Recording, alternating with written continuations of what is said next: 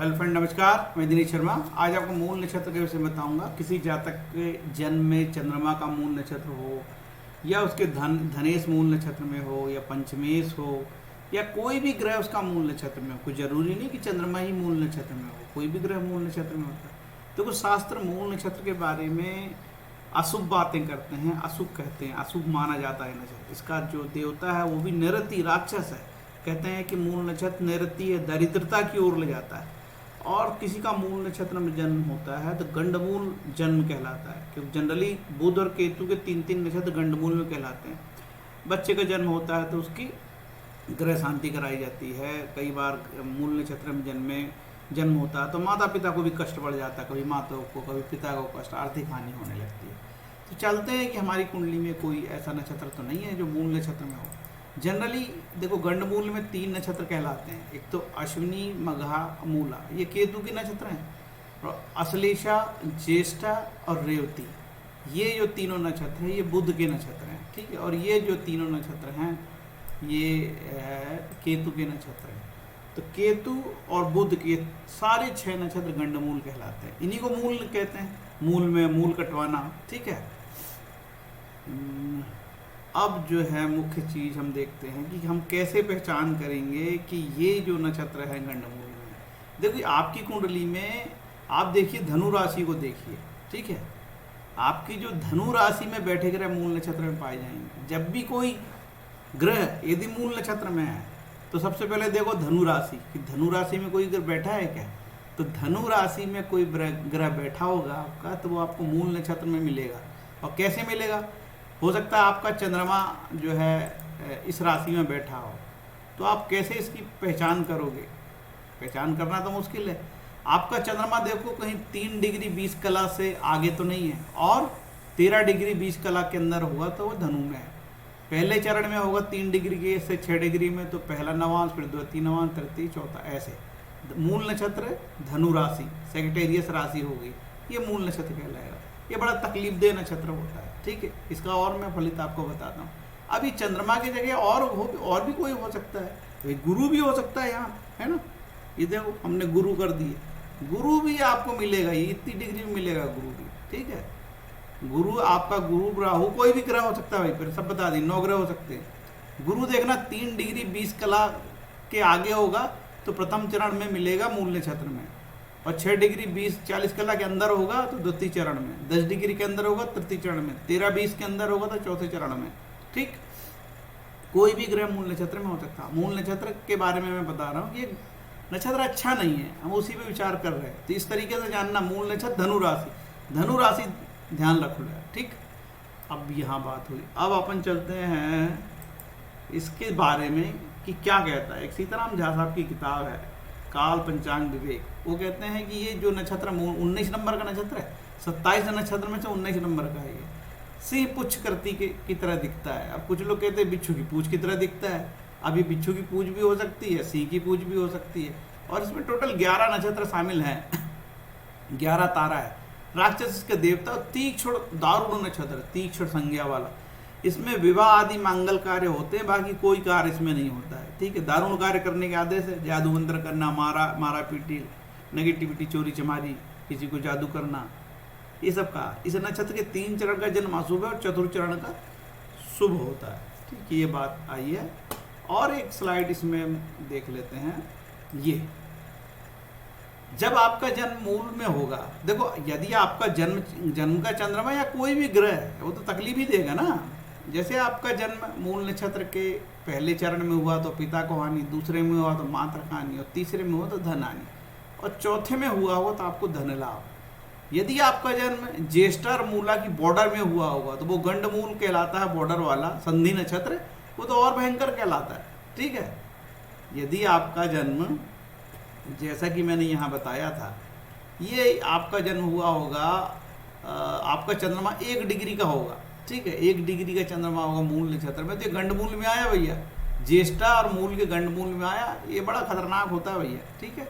इसको सबसे अभुक्त मूल कहते हैं, बहुत खराब। ठीक। कहाँ पहुँचे? यहाँ पहुँच गए। अब इसके बाद आपको क्या बता दिया जाए।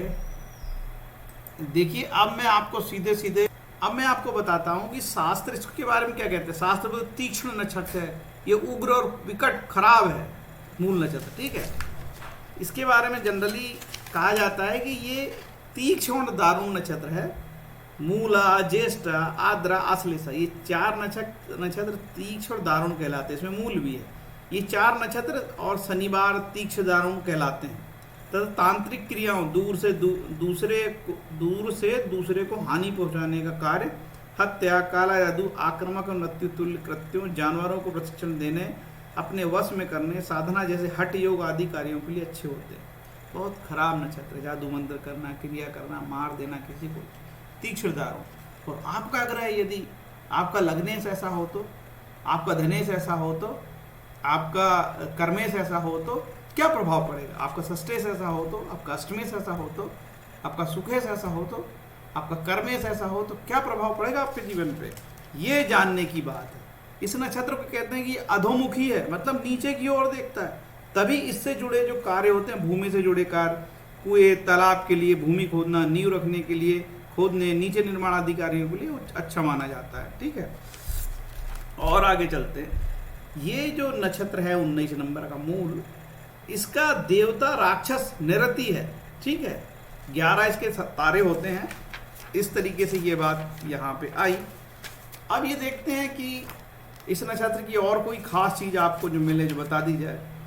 ये नक्षत्र जो होता है मूल बिच्छू या सिंह की पूंछ की तरह होता है, ठीक है। तीक्ष्ण और अधोमुखी, नीचे की ओर देखता है।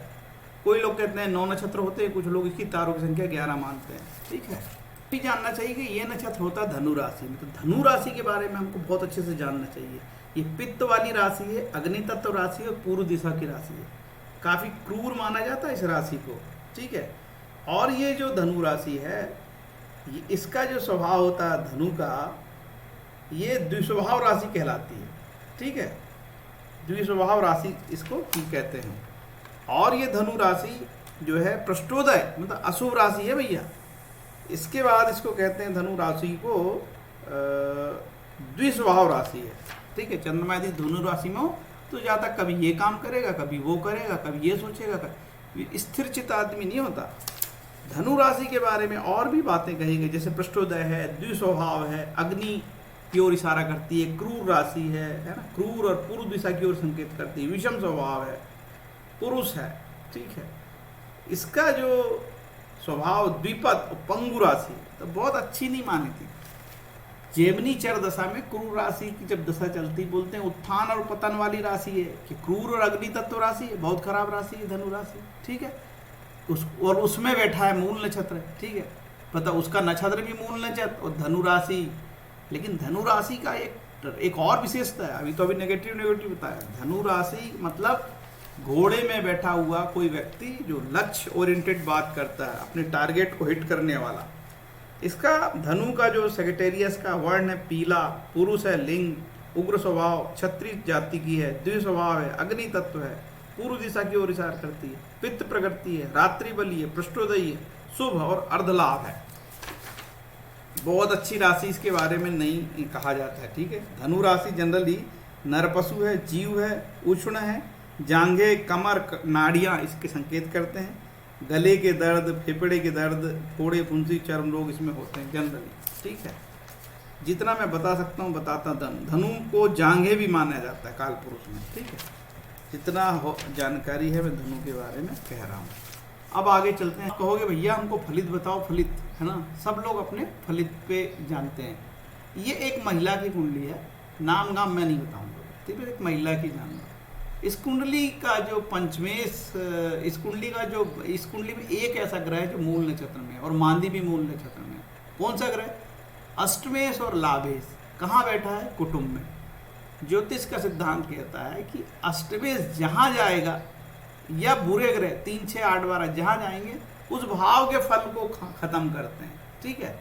तो यहाँ अष्टमेश गया कुटुंब भाव में, ठीक है। लाभेश गया कुटुंब भाव में। इसने क्या खत्म किया? कुटुंब के लाभ को खत्म किया और परिवार में बाधा पैदा करी। इस जाति का की जो है बचपन में माता पिता से इसको सुख नहीं मिला, माता पिता की जल्दी डेथ हो गई, कुटुंब का सुख इसको नहीं मिला, ठीक है।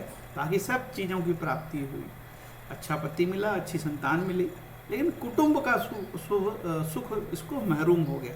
तो बुध ने मूल राशि का मूल नक्षत्र का बुध ये था जो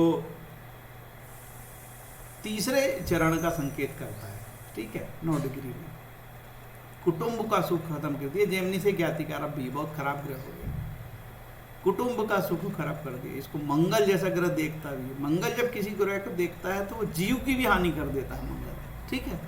मंगल जीव को मारता है, बाकी चीज की वृद्धि करेगा लेकिन जीव की हानि कर देता है, ठीक है। तो इसने इस तरीके से कुटुंब की हानि हुई। तो जहां बैठेगा वो प्लानेट उस स्थान की हानि करेगा। अब हम दूसरी कुंडली लगाते हैं। ये एक जो है महिला की कुंडली है। ये बच्ची अभी 17-18 साल की है, 19 साल की बच्ची है। विदेश में जो है साइकोलॉजी में बहुत बड़ी पढ़ाई कर रही है, ठीक है। देखिए इसकी कुंडली में कौन सा नक्षत्र मूल नक्षत्र, पंचमेश कहाँ बैठा है, पिता स्थान पे। तो पंचम स्थान इसकी बुद्धि को भ्रष्ट नहीं किया। विदेश में जाके पढ़ रही साइकोलॉजी, बहुत ऊंची इस तरह की पढ़ाई कर रही है विदेश में, ठीक है। क्या खत्म किया, सूर्य का नुकसान, 9वें भाव को खत्म किया। पिता सुख नहीं है, इसकी माँ का और पिता का झगड़ा हुआ और बचपन में ही पिता ने उसकी माँ को छोड़ दिया। तो पिता का सुख खत्म हो गया। यहाँ पे देखो सूर्य मूल नक्षत्र में पिता के सुख को खत्म कर दिया। तो किस भाव की हानि की है उसने, जहां बैठा उस भाव की हानि की, ठीक है। जहां बैठा है उस भाव की उसने हानि की है, ठीक। ये एक हो गया।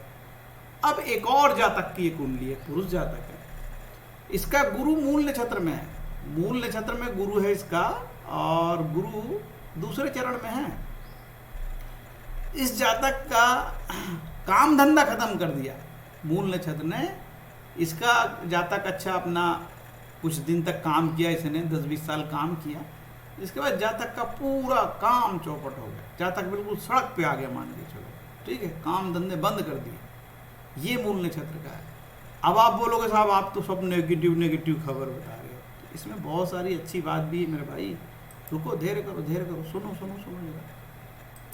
देखो मूल नक्षत्र विचार पर एक प्रास त्रिवेदी की किताब है। प्रास त्रिवेदी के अल्फा पब्लिकेशन की है, प्रास त्रिवेदी की नक्षत्र विचार। उसमें 7-8 पन्ने मूल नक्षत्र पे दिए हैं।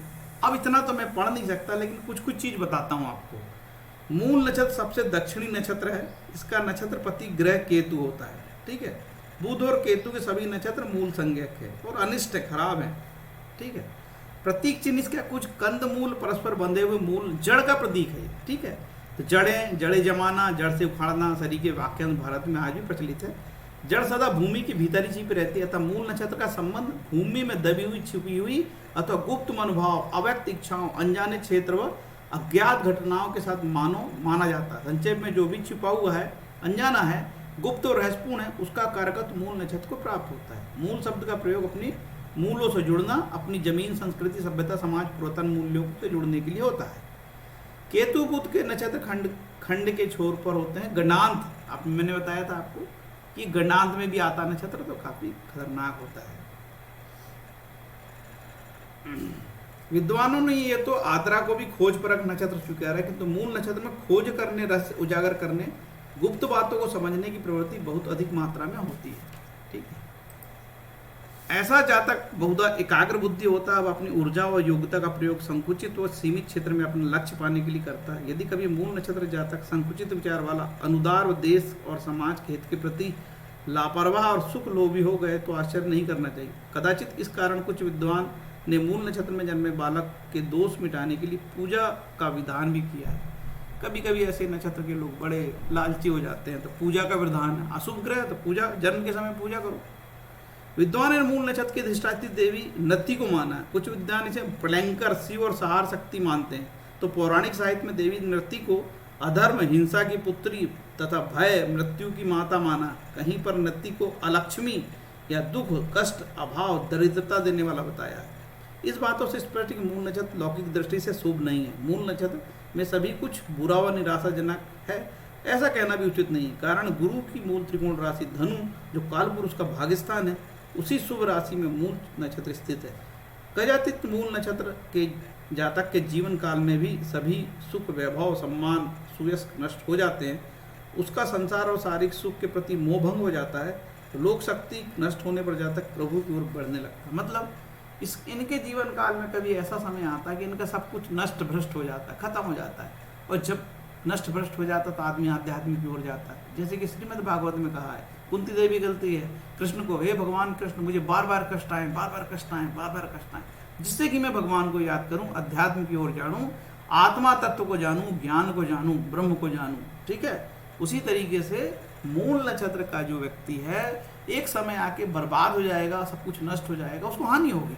नक्षत्र है, जब जैसे ही लोगों को हानि होती है तो चलते सीधे अध्यात्म की ओर, ईश्वर की ओर, भगवान की ओर, कि हमारे जीवन में ऐसी समस्याएं क्यों आई। तो ये बड़ी विचित्र बात है।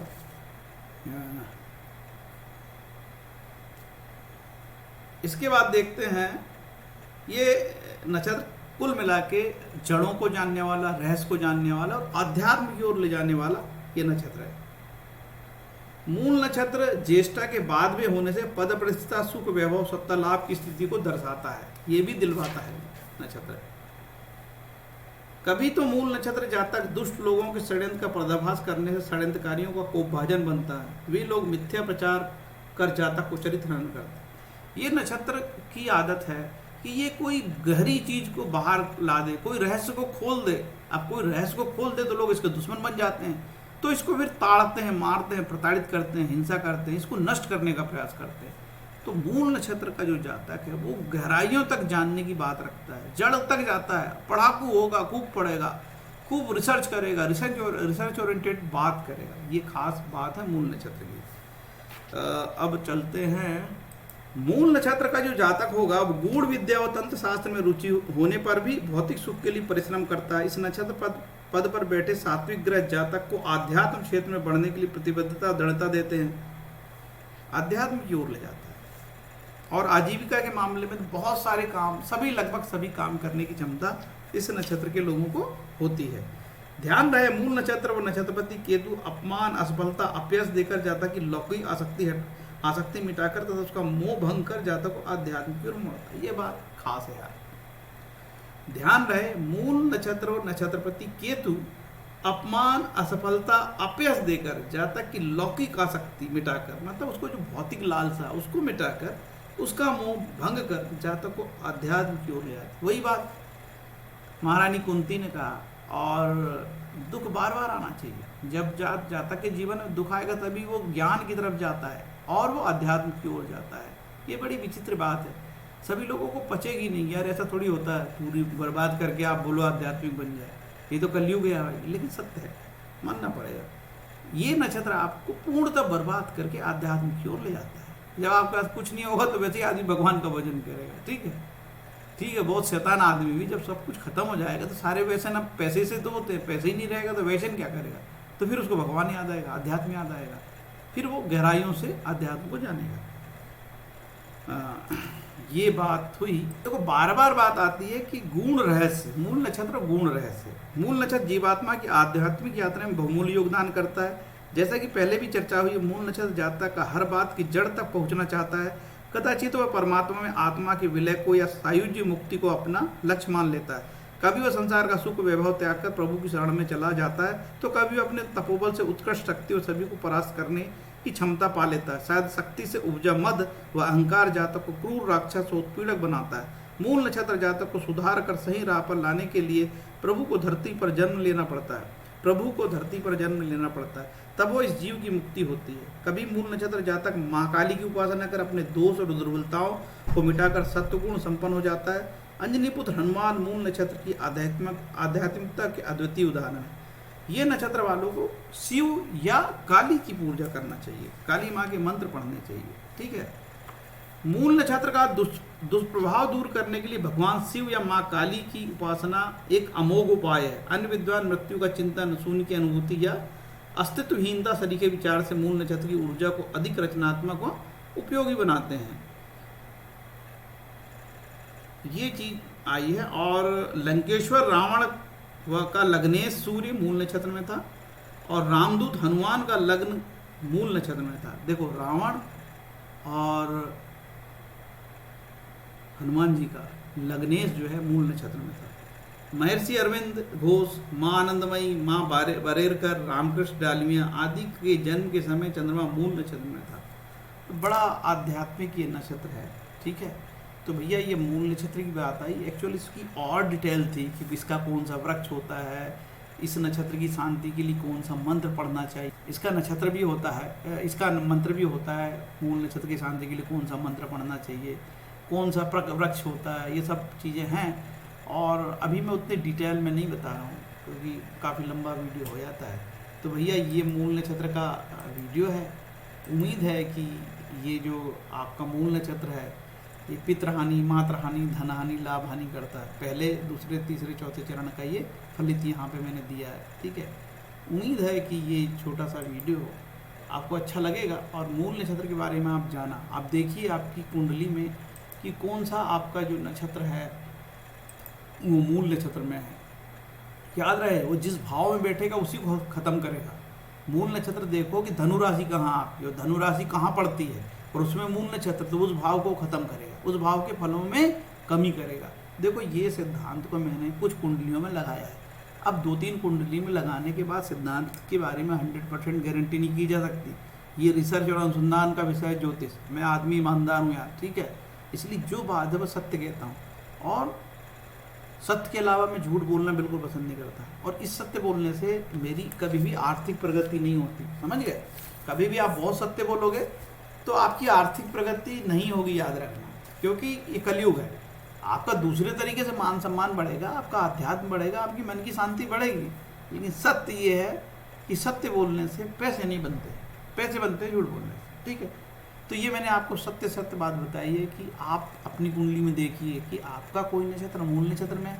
तो आप कमेंट में मेरे को लिखना, यदि आपको कोई बहुत प्रॉब्लम आई है, मिड कैरियर में आप बर्बाद हो गए हो, या पत्नी का सुख नहीं मिला, बच्चे का सुख नहीं मिला, या शरीर का सुख नहीं मिला मूल नक्षत्र के कारण, तो आप मेरे को थोड़ा कमेंट करना। तो मैं आपको 2-3 मिनट दूंगा फ्री में, ठीक है। 3 से 4 मिनट फ्री में दे दूंगा और मेरा रिसर्च थोड़ा सा बढ़ जाएगा। अब यार आप फेल हो गए कि मेरी पूरी कुंडली देख दो भैया, तो ऐसे नहीं करूँगा। पूरी कुंडली दिखाना है तो 500 रुपये लेगा, 20 मिनट का टाइम दूंगा, है ना। अब बोल दिए तो भैया फटाफट डाल दोगे, तो ऐसे थोड़ी यार, फ्री में सब कुछ थोड़ी चलता है यार। पेट भी तो, ये मुंह के नीचे पेट लगा यार, शाम को भूख लगती है, दोपहर में भूख लगती है, कंप्यूटर बिगड़ जाता है, दुकानदार बोलता है भैया MS ऑफिस खराब हो गया, विंडो खराब हो गई है, इतना सब पैसा लगेगा साहब, कंप्यूटर में बिगड़ गया आपका, तो चुपचाप पैसे निकाल के देने पड़ते हैं। वहाँ थोड़ी बोलूँगा यार मैं तो बहुत ईमानदार आदमी हूँ यार, मैं तो काल सर भी भी नहीं कटा, तो भैया मेरे फ्री में कर दे। वो बोलेगा ये फालतू बात नहीं करनी, यहाँ पे पैसे दे और काम कर, ठीक है। प्रोफेशनलिज्म है यार, प्रोफेशन की दुनिया। साधु को भी शाम को भूख लगती है, ठीक है, बताता नहीं किसी को बेचारा, लेकिन उसको भूख लगती है, ठीक है। ये जब तक पेट है, शरीर यात्रा है, जब तक पेट है, शरीर है, इसकी यात्रा के लिए कर्म करने पड़ते हैं। वो कई बार कर्म अच्छे होते हैं, बुरे होते हैं, तो दुनिया उसको बुरे बोलती है, अच्छे वाले को अच्छे बोलते हैं। तो बस यही छोटी सी बात है। लेक्चर आ ही जाता है यार, कॉलेज में पढ़ाया हूँ, रह के साला प्रोफेसरी आ ही जाती है ना। ज्ञान देने की आदत बहुत खराब है ना। ज्ञानी लोगों को कोई पसंद थोड़ी करता है, भारत में ज्ञानी लोगों को कोई पसंद नहीं करता, ठीक है। लोगों को तो टोटके बताओ, घी के दिए, है ना। और अभी तो बागेश्वर वाला बाबा चल रहा है, अपना नाम बता, पैसे, वो बोले मेरे को नौकरी कब लगेगी, अच्छा तेरे मन में क्या विचार चल रहा है, ये चल रहा, हाँ ये बाबा है, ये जोरदार। तो क्या जहाँ पे औघड़ता है, जहाँ पे इस प्रकार की शक्तियाँ, वहाँ भयंकर भीड़ टूट पड़ती है, क्योंकि हर एक आदमी अपनी समस्या का समाधान करना चाहता है। जैसे मैं भी बाबा बन जाऊँ ना, मेरे घर में भी लाइन लग जाएगी। लोग दिल्ली, मुंबई, कलकत्ता कहीं से भी आना चाहते हैं, अपना लाभ कराना चाहते हैं। ये मानवीय नेचर है यार, इसमें क्या, मेरे पास शक्ति होगी, मैं तुम्हारा नाम बता दूंगा, तुम्हारी बहन का नाम बता दूंगा, तुम्हारा उद्देश्य बता दूंगा, तुम्हारे जीवन की 2-3 घटना बता दूंगा, तो मेरे घर में लाइनें लग जाएगी मेरे भाई, ठीक है। वो बाबा को अभी मध्य प्रदेश सरकार ने वाई कैटेगरी की सुरक्षा दे दिया है, 11 सुरक्षा कर्मी मिलेंगे, बताओ, सोच लो यार। आदमी IAS को नहीं मिलते इतने तो यार, ठीक है। क्या देश है बताओ सब। और हमारे रामकृष्ण देव कहते थे सिद्धियां विष्टा है, मतलब ये टट्टी है, विष्टा है, गंदी चीज है, और एक टाइम बाउंड सिद्धियां खत्म हो जाती है, ठीक है। अब देखेंगे, एक समय निर्मल बाबा जी भी चलते थे, और आगे भी हमको पता लगेगा ये बाबा का कैरियर कैसा है। बाबा बहुत चालाक है, उसने BJP का पूरा एजेंडा पकड़ लिया हिंदू वाला, तो बाबा का कैरियर तो ब्राइट अभी दिख रहा है, ठीक है। जो BJP के साथ है उसका कैरियर अभी ब्राइट है। तो चलते हैं भैया, आगे बढ़ेंगे और कुछ बताएंगे फिर मूल नक्षत्र के बारे में, है ना। हरे कृष्ण।